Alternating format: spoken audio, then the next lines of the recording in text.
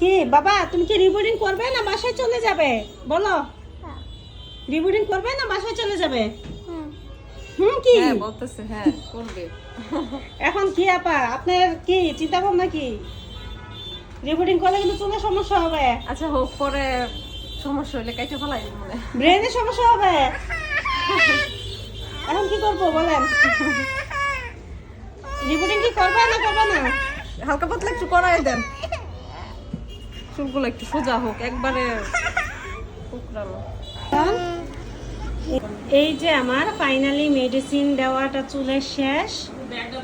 এই যে মেডিসিনটা দিলাম, কত লম্বা লম্বা চুল। আমার জীবনের ফার্স্ট এরকম একটা বুড়িরে রিবোর্ডিং করতেছি। লাস্ট পর্যন্ত আপনাদেরকে দেখাবো।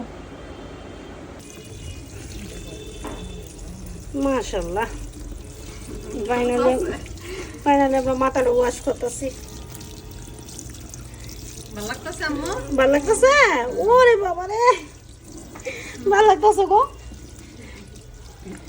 ওই যে আর বেরো কত হইব না। চুলটা টানা হয়ে যেতেছে, তো দেখতেই পাচ্ছেন চুলটাকে কেমন স্ট্রেট করতেছি। মাশাআল্লাহ, বাবুটাও খুব ভালো যত্ন করে বসে রয়েছে, যে কোনো বিরক্ত করতেছে না। এই যে আমাদের চুল কমপ্লিট হয়ে যেতেছে টানা। লাস্টে আবার আপনাদেরকে দেখাবো কেমন হয়েছে। মাশাআল্লাহ, আমাদের হেয়ার রিবোর্ডিং শেষ। এখন আমরা সুন্দরভাবে চুলটাকে কেটে দিচ্ছি।